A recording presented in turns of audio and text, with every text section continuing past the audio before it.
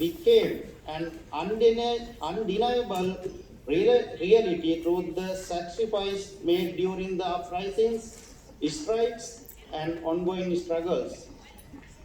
The employers who argue today have forgotten this history. Although capitalists may wish to forget their shameful and ugly history, we refuse to let working people forget the history of their hard-won rights. World War I, World War II both reflects the crisis within the capitalist system. Dictatorships and fascism curtail the rights of the general population, including workers and trade unions, But labor movements and progressive forces fought against capitalism, dictatorship, and fascism. Millions of lives were sacrificed. International conventions regarding the right to organize are rooted in this historical context. Hence, employers' argument that workers and trade unions' right to strike is not confirmed by ILO Convention 87 lacks substance and is an insult. The ILO Convention 87, based on the Philadelphia Declaration in 1944. The Philadelphia Declaration emphasized key principles, including the recognition that labor is not a commodity and the importance of freedom of expression and of association.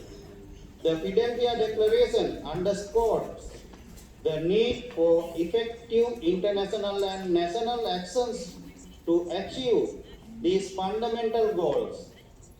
Therefore, laborers and workers must be treated equally, and successful collective bargaining requires the right to strike is in the hands of the trade unions and workers. The right to strike is the heavy weapon of the employees. I'm going to the next point, the reasons to attack the right to strike of the capitalists. What is the real reason for the capitalists to attack the right to strike? It is the capitalist crisis. We can discuss the crisis of capitalism through three main factors. One is overproduction. Okay. Second is profit and collapse of their profits. Third is breakdown of proportions between different sectors. These are the main key reasons to go the capitalist system to crisis. I'm going to the next point, what has happened to the workers under imperialism. The real wages for workers have declined, resulting in reduced purchasing power. Globally, the real growth has been outpaced by inflation.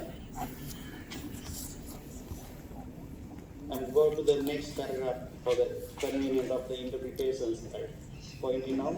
Globally, real wages growth has been outpaced by inflation, leading to a decline in living standards.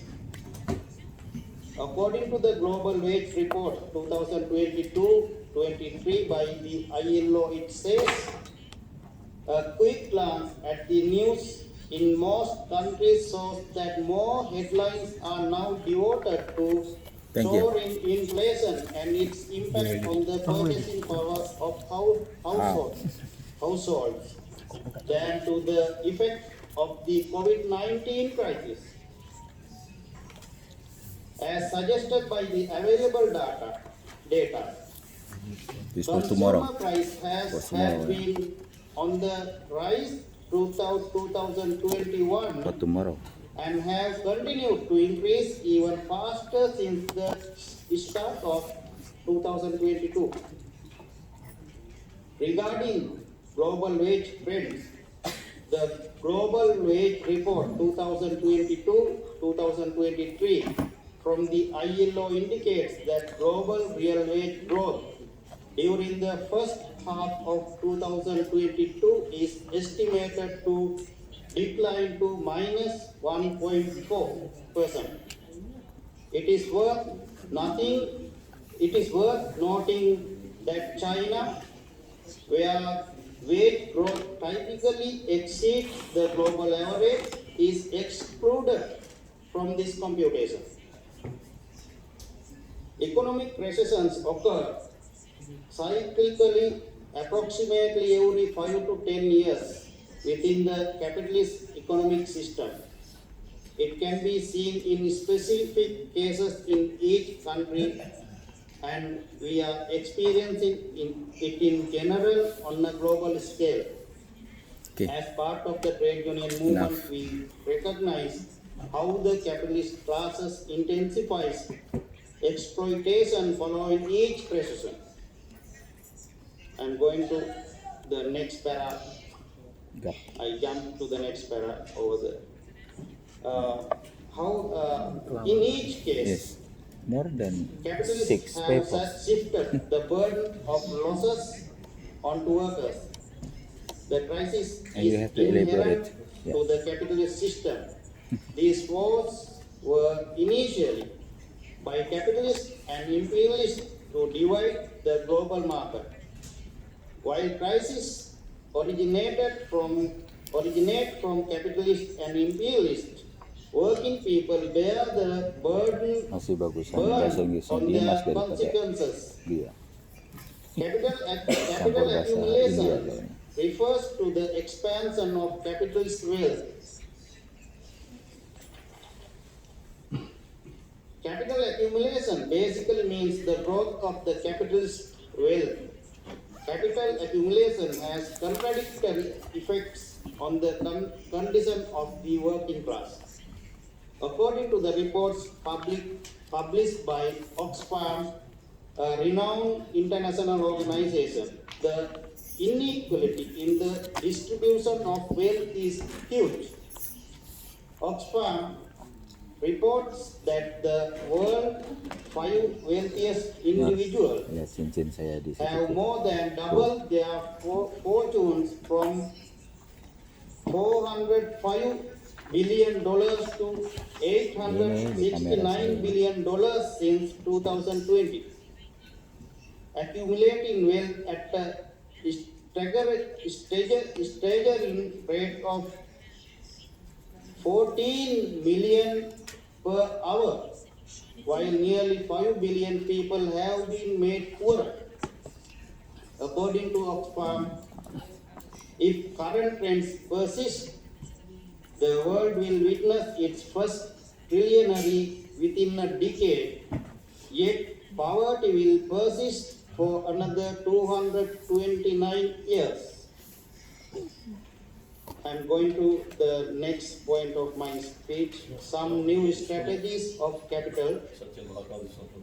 Amidst their crisis, imperialists and their agents seek to introduce new legislation at the national level, often misinterpreting existing statutes.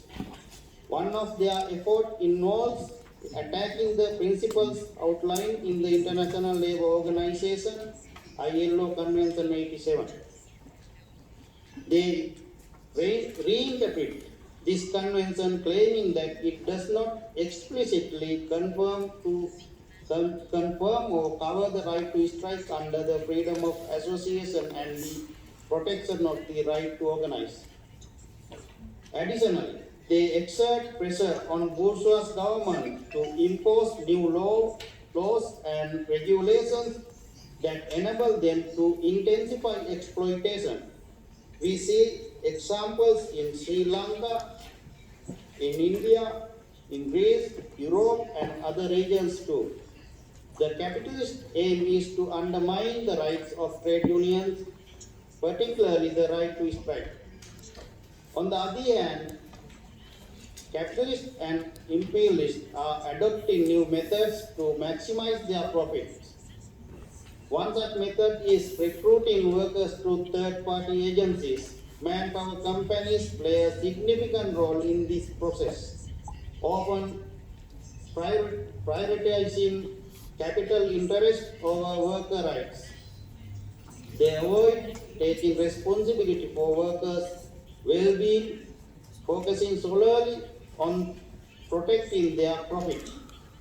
Furthermore, emerging categories of workers such as online workers, e-workers, gig workers, and platform workers are denied basic labor rights.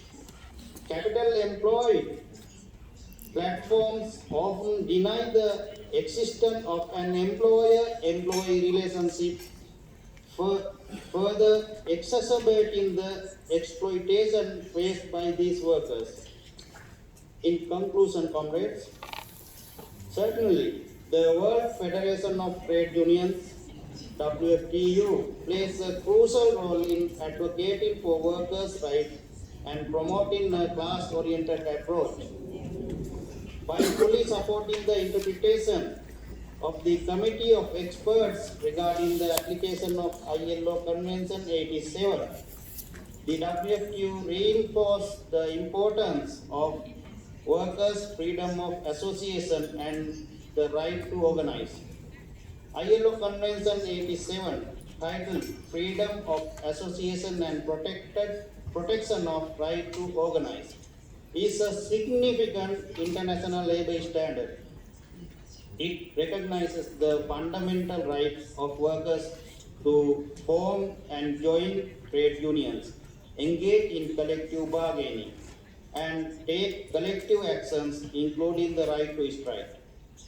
The Committee of Experts provides authoritative interpretation of these conventions to guide their implementation at the national level.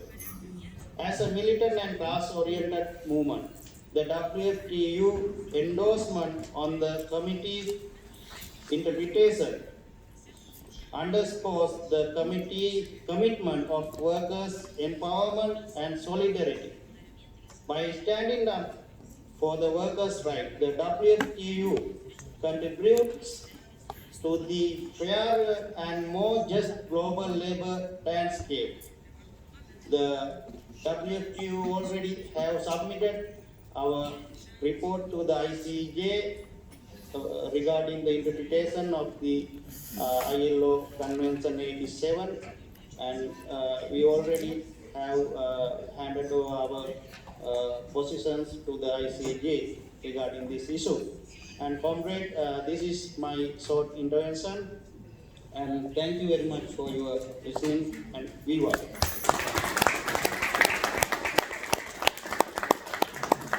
Thank you, comrade Harry. Now I give the floor to our expertise,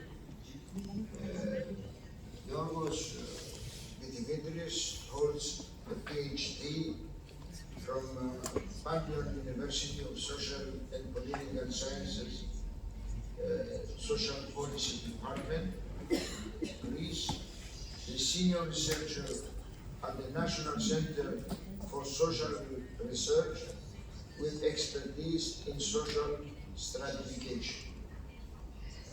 His current research interest focuses upon working class identities and nationalism in a crisis and post-crisis context. Drawing on cultural approaches of social class, he explores the emotional and cultural components of class identifications and their political implications. He has recently published a book on class and trauma in English. He has also published a book on trade union movement and several academic articles and book chapters on collective identities, nationalism, discourses, trade unionism, and industrial relations.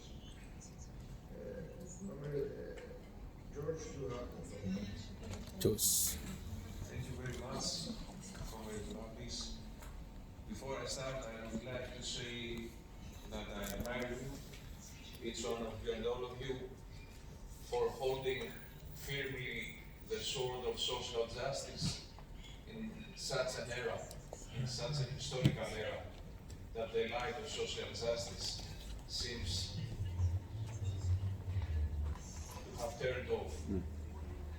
Dear colleagues, dear participants, it is an honor to me to be here today at this esteemed international conference organized by the World Federation of Trade Unions on the occasion of the 112th session of the International Labour Conference.